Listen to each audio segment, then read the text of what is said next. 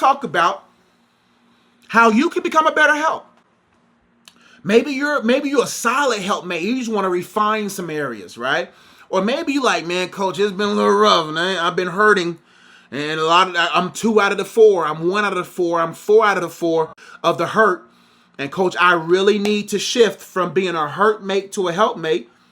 So let's get right into spelling help. This is how you can better help your high level, God-fearing man and not be a hindrance. And also for my single ladies out there, take heed to this so that you can heal within this, so that you don't become a hurt in the midst of you and your husband one day. And take heed so that you can see, okay, how can I include within my toolkit and within my skill set and the shift in my mindset so I can become a better help to that man that God has for me. So let's talk about how to shift from being a hurt mate to a helpmate. H. This is how you do it.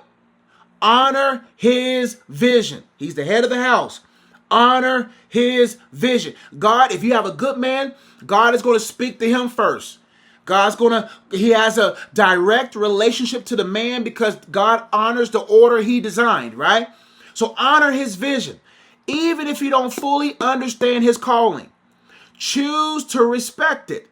Ask how you can be part of his mission rather than standing in opposition to it. So are you in opposition of the mission? And we're also alluding to that the man should support you as well. We're not sitting there saying that you always pour. We're talking about a good man. A good man is going to make sure that when you help him, it is natural that when a woman becomes more submissive and she becomes more helpful and she becomes more whole, it naturally activates good areas in a man. Now, if you got a bad man and he's not following the things of God, then you need a little bit more help than this video can give. We're talking about if you have a good, solid man or a man that's endeavoring to be solid, when you do these different things, it will naturally activate things in him. So honor his vision. Honor him as the head of the house. Honor him as a son of God. Honor him as one who hears from God. Because when you show respect, it activates respect in him.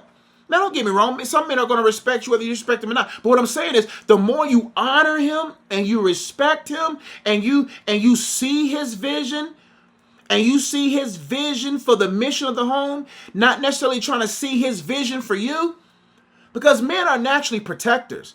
Like men are naturally providers. We're talking about good, solid ones. Like everything they do, everything within the good man's vision is for you. Trust me. Everything that he sees everyone. A man of vision has peripheral vision. He's not tunnel vision. Never marry. Don't get caught up with a man who's tunnel vision. Tunnel vision means he only sees what he sees for himself. A man who has peripheral vision is a man that includes everyone to the right of him, everyone to the left of him, and he sees and includes them within his vision. So if you have a man that is inclusive and he's including and he's investing, then you got to say, I got to honor that vision, because men from a protective standpoint, men from a providing standpoint, they see things that some women can't see, because women wasn't originally designed to see like a man sees, just like a man typically don't see like a woman sees. There's certain things my wife sees that I can't see, and I have to trust her sight in my vision, right?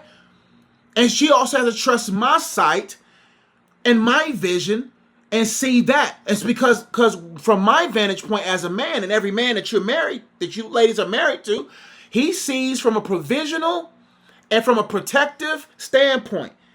So if he sees that within his vision, trust that his vision includes protection and provision for you, as well as, fellas, husbands, you got to trust the sight of your woman.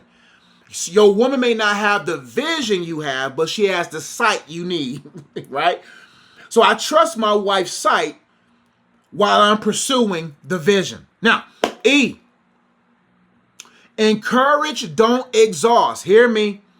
Encourage, don't exhaust. If you want to be a helpmate, if the bulk of what comes out of your mouth exhausts him and not encourages him, you got to self-examine. Let's read. Your words can either build him up or wear him down. Let me say it again. Your words can either build him up or wear him down. Speak life. Pray for him and create a home environment that recharges him, not drains him. That is pivotal. A lot of women, I can't say a lot. Well, I'm not going to say most. I'm not going to say many. I'm going to say a lot. A lot of women don't know how to create a home environment. They create a bad environment. So you want to create a home environment that when that man comes home, he immediately feels recharged.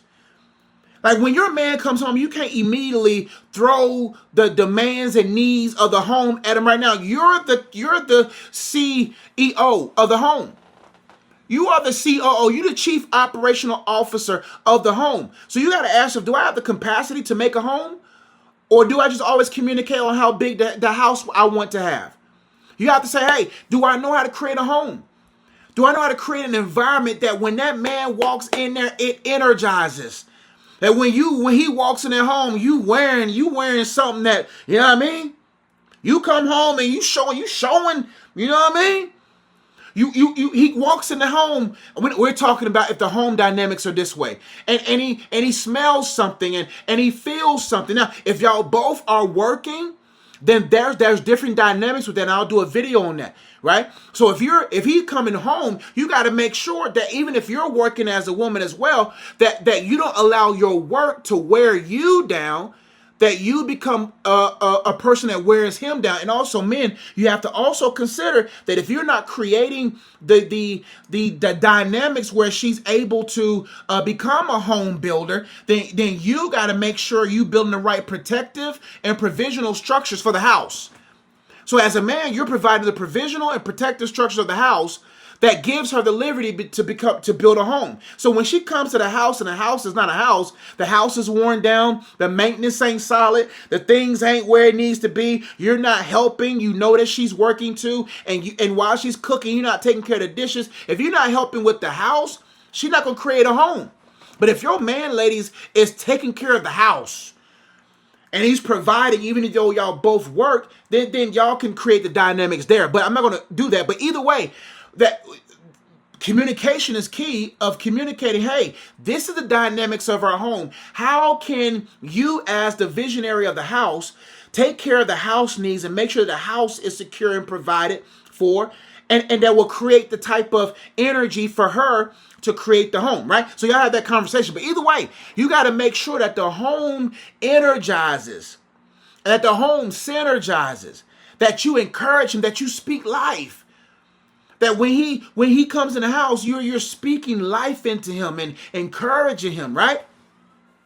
It says speak life and also pray for him. Do you know that the world that we live in towards men is suffocating? The things that we have to go through in this world.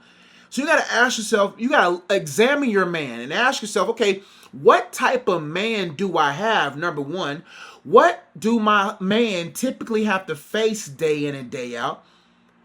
Think about the women he work around. Think about the people he has to submit to. Think about the cultural climate within your city, your state, or whatever, the nation. Think about what your man typically has to go through. Think about the things that are demonically aimed at a good man, a God-fearing man, so that you can open up your prayer life to pray spiritual warfare prayers to cover him. And it says, pray for him and create a home environment that recharges him and not drains him. Number 3, L, learn his needs. If you want to become a better helpmate and not be a hurt mate, you have to learn his needs.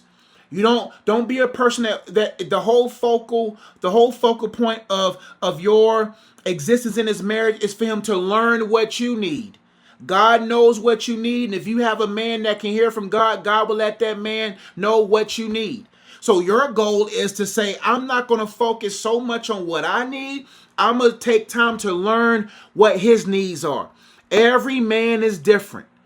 Does he need words of affirmation? Does he need quality time? Does he need help with logistics? Study him. The way he studies his craft and become his greatest asset. A man doesn't want to marry a liability. A man wants to marry an asset. So you have to ask him, am I an asset or a liability? That's why both parties have to do this. Both of y'all's focus should be on studying, paying attention, learning each other's ways and needs so you'll know how to supply that need. Because you are his only resource for a wife. You don't want his needs getting met by no other woman. So you got to study his needs so that you can meet those needs, because this world is designed to tempt and tarnish and utterly destroy marriages. So your man is who he is. Study him, learn from him, learn what he needs, and become his greatest asset. P, in order to become a helpmate, not a hurtmate, you have to prioritize partnership over perfection. This is a big one. You must prioritize partnership over perfection. Let's read. You don't have to be the perfect wife. We're not asking you to be perfect, because Lord knows none of us can be. I'm not a perfect husband. You're not going to be a perfect wife, right? You don't have to be the perfect wife. You just have to be present. Walk with him, not ahead or behind him. And remember that your role is to be a partner, not a competitor. You want to be a partner. That's why when I do premarital coaching and couples come to me for coaching, I have them do teamwork building things. And I'll structure certain team building strategies where the man has to take the lead and the wife has to support whatever he does. And vice versa. There's going to be moments where the man has to let the wife lead in certain regards because that's her greater strength, right? In certain areas of the marriage. But the team building is important. That's why I tell people, play sports. Like sports is good. Get in environments where you have to partner with somebody, work with someone, because in partnership you develop skills. Right? So when what I'm saying here is for you not to be perfect, but just to be present and not be ahead of him or behind him. And remember that you are a partner and not his competitor. Marriage wasn't designed to be a fight. It was designed to have sight. It was designed to increase its might. It was designed to be successful. So, ladies, I hope this video resonated with you. I hope it was a blessing to you. If it resonated with you, I have a couple of resources that I think will benefit you to help you become that helpmate. First, check out my book, The Purpose of Relationships. That book is designed to help you better relate in all of your relationships, because you don't want to wait till it's too late to relate. Right? So you want to learn how to better relate to God, better relate to yourself, better relate to your husband, better relate to everyone in your life, and also for the men as well. That book is going to be good for marriages as well. Also check out my book, Multi-Purpose, so that you can better understand that there's a purpose and original intent and original design for everything and every role and every responsibility that God has designed for you. And also, if you like, coach, hey, my marriage needs coaching. I need coaching. I want to become that better helpmate, coach. And I resonate with your teaching. I resonate with your coaching style. And you need support in this area, or you and your husband need support in this area. Because I just did a video yesterday on the men. And because it's February, I'm gonna focus on a lot of the dynamics of relationships and wholeness and whatnot. And if y'all both are high-level people and y'all ready to invest to bring out the best, then check out my mentorship link below. All of my links are down there below. Check those things out and hit that mentorship link so that we can link up and we can begin to help you become that helpmate that you desire to be. And it's really not your fault. You probably grew up in a dysfunctional home. You probably grew up in a dysfunctional climate or culture that has contributed to you being the person that you are possibly as a hurt mate. And you're like, coach, I really am trying. And maybe your man has to make some tweaks. But either way, we can get on the phone this week and see how we can make those tweaks so that you guys can go out there and defeat the enemy that's coming against you all. So let's get right into it. Thank you so much for watching my video. I pray that it was a blessing to you. If this video resonated with you, make sure you check out the links in my description box below. Links to my books, card games, coaching programs, as well as my school community. And also make sure you like, share, and comment on this video and subscribe to my YouTube channel. I look forward to serving you on the next video. I love you all. Catch you in the next one. Peace.